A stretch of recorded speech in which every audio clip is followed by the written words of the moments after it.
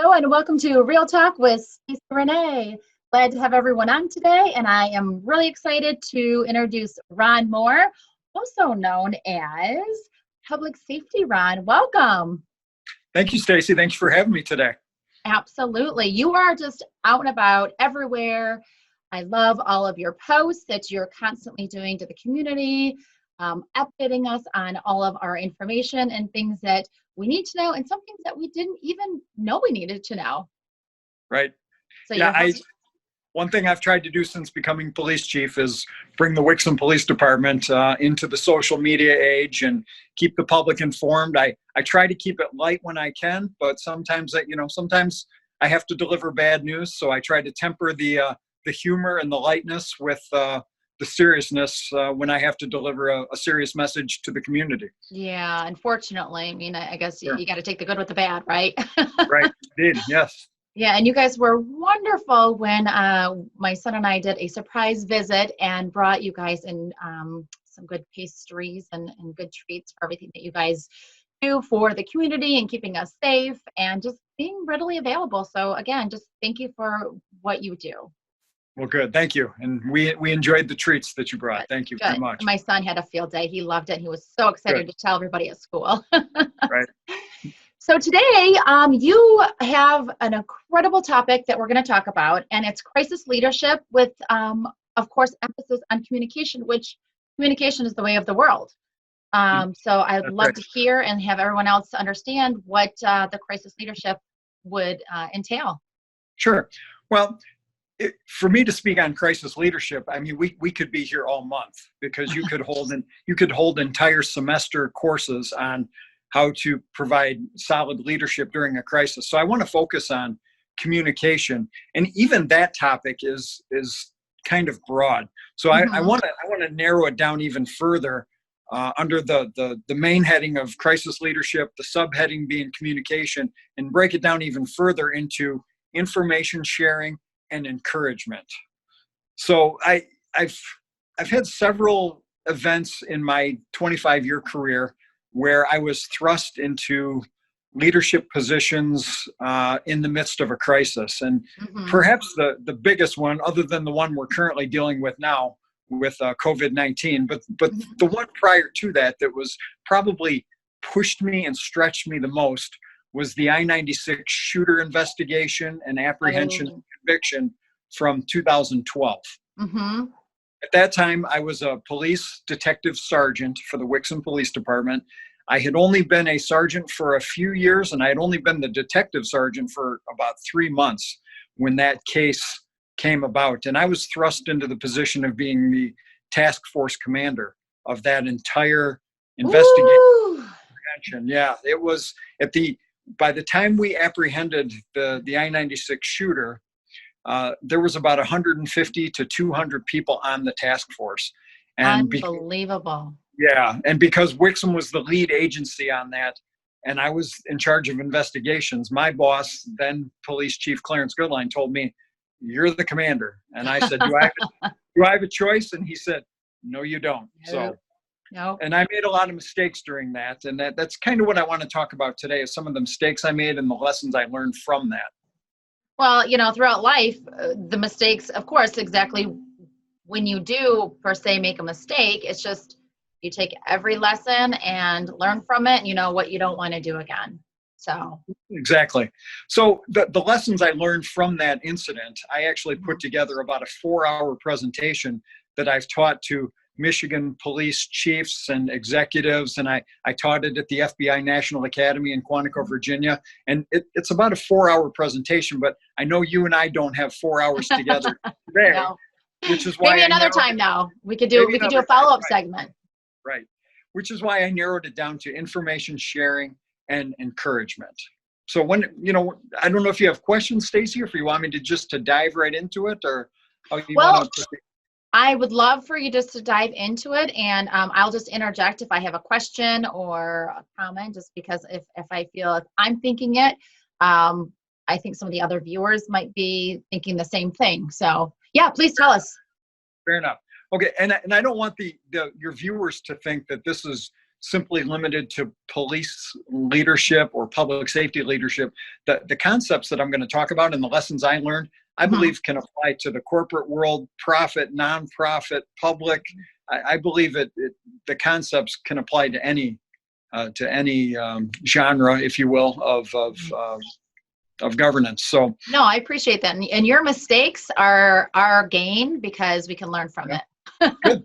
Well, so the first topic, and like I said, it's going to be communication with the subheadings of information sharing and encouragement. So as far as information sharing goes, as you can imagine, with this I-96 shooter investigation, apprehension, and subsequently conviction and incarceration, it required a lot of information sharing between the Wixom Police Department, the Michigan State Police, the Oakland County Sheriff's Office, all the agencies that were involved in that, the FBI, the Bureau of Alcohol, Tobacco, and Firearms, all these agencies were basically clamoring or needing information on what was going on with the investigation, so they could go back and tell their people, so they could go back and tell their commanders. And I felt like during that whole 3-week period, because from the time of the first shooting to the time he was captured was about 3 weeks, I felt like I did a pretty good job of keeping the bosses notified of what was going on, keeping the people, not only my boss, but the commanders and the executives from the other law enforcement agencies. Where I fell short was in keeping your patrol officer who was out working the street, colleagues and coworkers the men and women who were in the police cars out presumably looking for the I-96 shooter. I learned later, and it was weeks later after we actually captured the man, that I did a pretty poor job of communicating and sharing information with those folks. And I'll tell you how I discovered it was I did an after action debrief with my own police department, with the men and women of the Wixom Police Department. And as I'm going through my PowerPoint presentation, I'm hearing people in the room saying, wow, I never knew that. Wow, I never knew that took place. And it dawned on me, wow, I did a terrible job, really, of keeping the men and women who, if somebody was going to capture him, it probably was going to be on a traffic stop. And I was doing a poor job of keeping them informed. Then later, several months later, I went to another event through the Michigan Association of Chiefs of Police, and I had a neighboring police chief tell me, Ron, we never knew what was going on with the investigation, or I could have diverted my resources elsewhere to maybe help try to apprehend him. So I learned that information sharing with the men and women who are actually doing the work is critical to the mission. Right. And I think that even, in listening to this, it's, yes, that was in your specific situation and, for this 3-week time period, but even people in their businesses, if something's going on, I mean, it really does boast a good idea of what they're missing out on. And the more people and their employees and their staff that know what's going on, and somebody may have a great idea. Well, I didn't even know that existed because I didn't know about that information. This is how I would have handled it. Oh my gosh, that would have totally saved us. And it's not just for businesses, but if we think about that for personal life, if there's something going on at home or someone else, the number one thing is to communicate, hey, and it's got like the streamline. Well, I went through that before and this is how I handled it. And I think that you really bring up such a wide variety of information for all of us. So how did you resolve the communication issue to make sure in your next big case that you guys were prepared and everything was a go? Well, and again, you and I spoke about this off camera before we started talking here on camera. I don't necessarily want to focus on the coronavirus crisis or the pandemic that we're currently in, but I will tell you that this is another crisis that requires leadership. And about 3 or 4 days into this global pandemic that we're all dealing with, it dawned on me that, yes, I know what's going on because I attend all the conference calls. My immediate command staff around me knows what's going on. But then it dawned on me, and visions of the I-96 shooter started coming back to me. Ron, did you actually learn that lesson, or didn't you? You know, you need to make sure that the men and women that you're charged to lead, and that who you work with and who you care deeply about, you need to make sure that they are aware of what's going on. And, you know, the nice thing about 2020 as opposed to 2012, when the I-96 shooter happened, is the technology is so much better, and it's so much easier to use and manipulate. So what I started doing is I create a daily unpublished YouTube video that I send to everyone here in the police department. That's a great idea. With a daily update. So at the end of my day, before I go home, I hit the record button and I record. And as I go throughout my day, I'm recording notes. Okay, this is something I need to tell the men and women about. And I'll make notes. And at the end of my day, before I go home, I hit the record button and I'm sending out a 5-minute update. Okay, folks, today, this is what the Oakland County Public Health Division said. This is what the governor said. This is what County Executive Dave Coulter said. And I'm putting out that information. This is the change in the protocol that we're going to be doing tomorrow morning when you come back to work. You know, taking your temperature, logging your temperature on the clipboard, things like that. So hopefully I did learn from my 2012 experiences in information. And I think what is nice about what you said that you're doing for the communication of your staff is the YouTube. I mean, we get inundated with emails, and I can't keep up with all the emails. So yes, I'm going to get it. I'm going to lose it depending on when I opened it, when I saw it, in the whole 9 yards. Indeed. Yeah. You know, busy executives and busy business people, they do get flooded with email, and eventually a lot of that becomes white noise. So for me to send an email to the troops and say, hey, make sure you read this. Maybe they don't have to fish through it. They don't have to fish through the email. Where is it? And oh my gosh. And then it makes it more personable. Like, they want to hear what you have to say instead of reading it. And you show your personality, inflection. And I just think it's a really great idea. Yeah, and laugh a little bit when you can, when you can keep it light, you know. Yeah, I just did an email. I just emailed out one of my YouTube updates, and it had absolutely nothing to do with COVID-19. It was because 2 of the police officers' wives just had babies. So I was like, I saw that. What, in today's a boy update, and a girl. Yeah. Boy and a girl. I don't want to talk anything about COVID-19. I want to talk about these 2 new babies. So it's a great way to share information. And I think that you just hit on another good point. I think when we're going through any situation in your life, no matter what it is to also insert some humor, insert something other than, hey, and did you know this also happened? Or, hey, this is my favorite recipe, just to kind of shake it up a little bit instead of, oh my gosh, you have to listen to the drab again about what's going on. When's it going to end? And it just kind of takes that little bit of extra stress off of the shoulders. Sure. Yeah, and I've tried to do that with the public as well. You know, in addition to the staff here, I've been trying to do daily videos for the public to say, okay, this is the governor's order. This is what I believe it says. This is what you can expect from the Wixom Police Department. I can't speak on behalf of other agencies, but I can speak on behalf of this agency.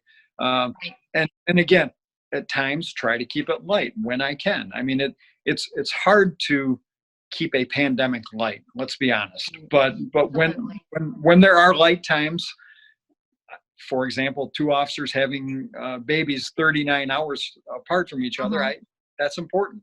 It is. And it is. I think, Stacie, that's a great segue into the next part of it, is the encouragement piece. Okay. Perfect. Let's hear encouragement. Sure. We all need encouragement. It makes us feel good. Right.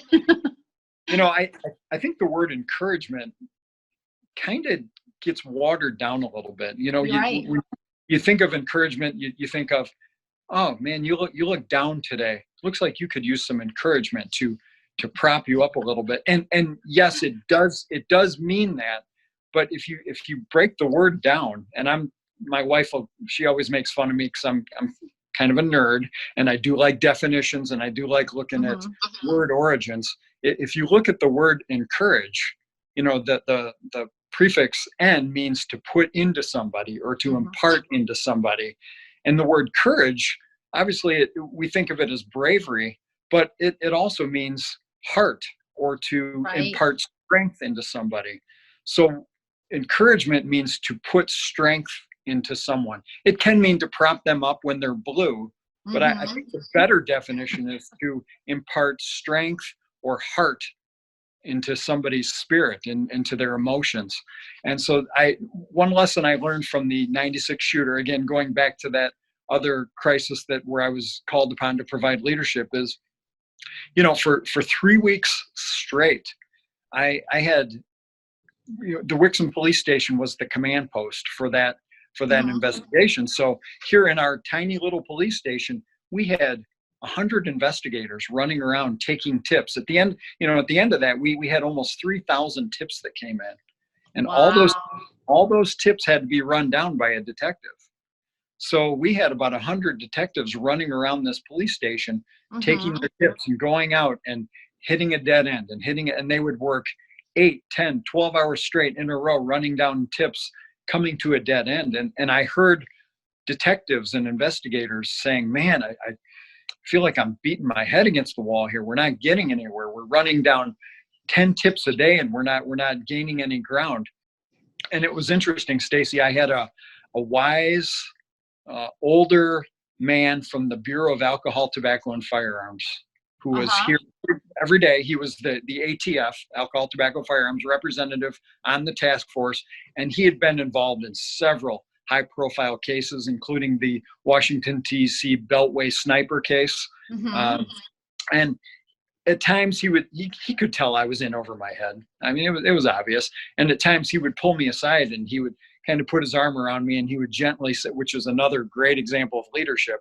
And without embarrassing me, he would put his arm around me and say, Ron, these people need encouragement. And it's up to we all do. It makes you feel good.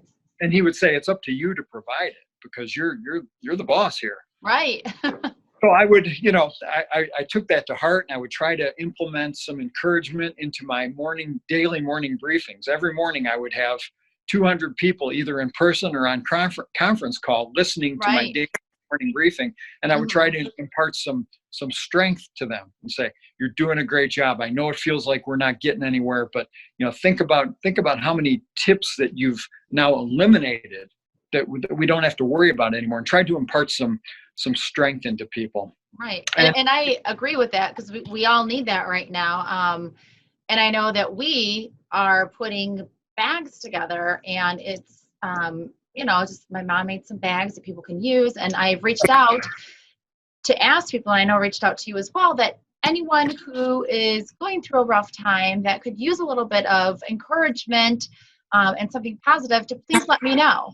And we're going to pick a day, and we are going to just drop it on their doorstep and be good. And, we are making cards and canvases just to put in there and be like, hey, here's your encouragement. You've got this. Sure. So Stacie, I've tried to do that with not only my staff here, but with our city hall staff.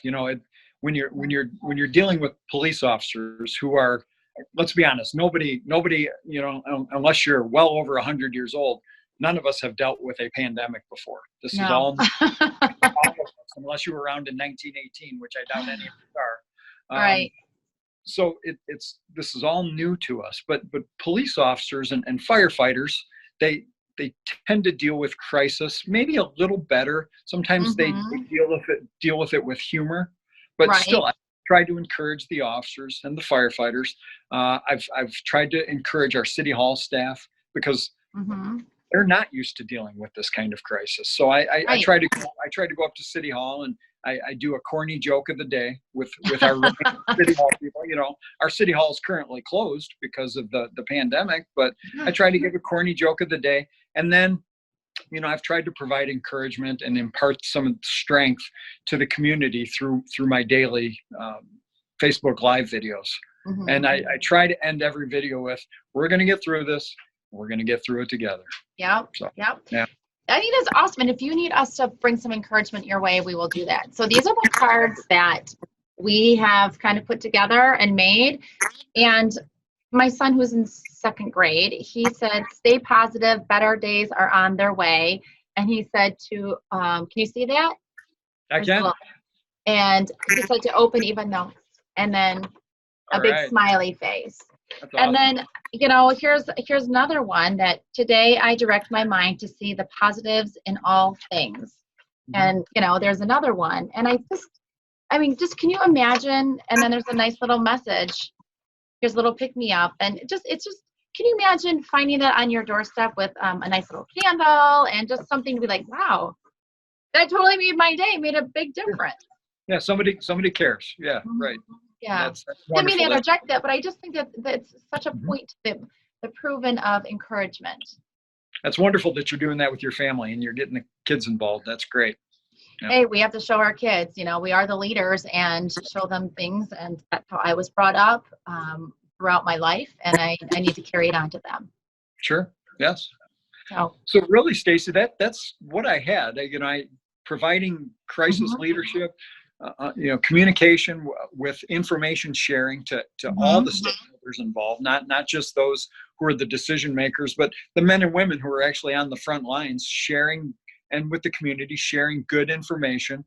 And the second piece of that is the encouragement, imparting that strength into people who are dealing with tough times. Very impactful. And what a great message, because no one's going to escape any kind of crisis in their life, whether it's a pandemic throughout the world, whether it's, something like the cases that you've been involved in, or COVID, or even losing somebody. There's always going to be something, at some point that we're going to have to deal with. So to think about the communication, to think about the encouragement, those are really strong, impactful statements. Good. And I've made a lot of mistakes. So hopefully who hasn't? We all have. Get better with every incident. So yeah, but I really appreciate you sharing your openness and being completely, vulnerable to express that, even you as the chief have made mistakes and that you've learned from them. But because had that not happened, you probably wouldn't have been able to handle the situation that we're in now as well as you did, and you're almost a step ahead. So it's almost like a blessing in disguise, right? Yeah. Yes, for sure. It took me 4 or 5 days into the crisis to finally wake up and say, hey, wait a minute, what did I learn 9 years ago during the last incident? But get there eventually. Yes, exactly. And if they wanted to get a hold of you on Instagram, do you want to just give your Instagram and maybe your YouTube, just for those who can't watch the video, but they can listen to the audio? Sure. All of my social media is basically /Public Safety Ron. So love the name, Public Safety Ron. So if it's facebook.com /Public Safety Ron, instagram.com /Public Safety Ron. So I think you get the point. I have Facebook, Instagram, Snapchat, LinkedIn, and Twitter, and they're all. I try to keep it easy with the same handle. Well, good. Well, I appreciate your time talking to us about crisis leadership, and I loved your points that you made. And so that being said, I appreciate your time on here. And this is Stacie René, and you can't lead a positive life with a negative mind. Until then, don't coast to neutral, positive shift ahead.